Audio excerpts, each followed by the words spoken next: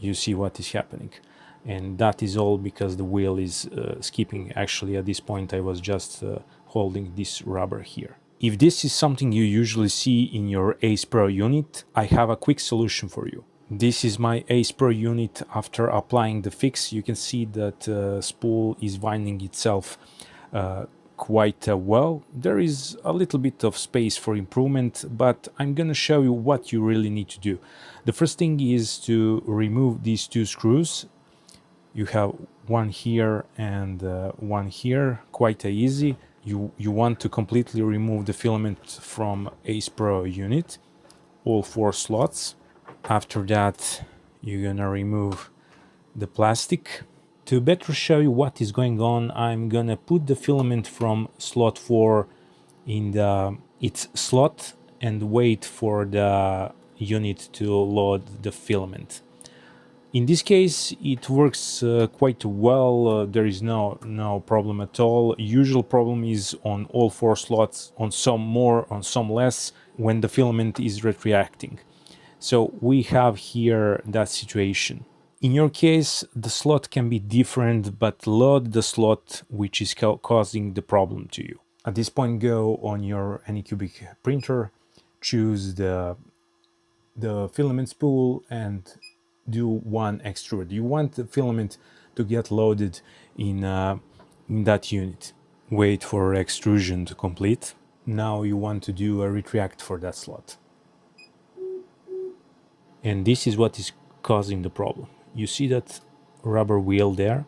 Its diameter is not correct, and at some spot it is a lot higher, and it is hitting this plastic part here, unable to turn around. And at that point, this rubber wheel is skipping. You can see here, it is easily skipping, and we have a retraction problem. So to fix that, we're gonna wait for the retraction to stop. Turn off your Ace Pro unit. Remove the filament. At this point, you can check if the problem you're having is related to this, what I show you right now. At this point, you can manually turn this segment here, and you have a rubber wheel reachable by finger. You want to try and turn rubber wheel. You can see how much force I need to do to turn it at some spots, because it's hard to show you, but the wheel is not round perfectly. You can see how much force it needs at this spot, and then it can turn easily. Then again, it comes and have a lot of force hitting this part here. This can be caused on any of 4 slots, so you need to remove the excess rubber from spot that is hitting this plastic. You can see better from this angle. It is easily movable, and we come to the point where it cannot be turned around.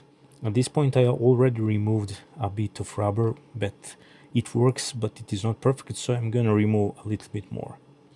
At this point, you need to use your creativity. The best way is to disassemble everything and make this rubber wheel perfect, but as I don't want to do that, I'm using something like this and just grinding high spots where I see. So you turn it around, and when you see that it stops turning, so from that point and let's say around 1 centimeter surface of the wheel, you need to grind and remove a bit from. So after some filing, it is a lot better, but you can compare with working one. There is always resistance at some spots because this rubber is really not even diameter. You can see how it have low and high spots. I mean, it is really bad quality control. What I also did with scalpel, I did remove a bit of plastic from this side and this side, so to avoid getting pressure from these sides. And basically that is the fix. At this point it's gonna work perfectly. I'm gonna test it now and show you. To test, you need to do extrusion, and then after that retraction is done. Let's retract. It should work correctly right now. but we're gonna follow. As far as I see, it works perfectly. Even this spool is nearly full. If it had any of lag, it should unwind, but it looks really well. Yep, it is fine. Works perfectly. I hope you enjoyed watching. This is The Fix. Subscribe. See ya.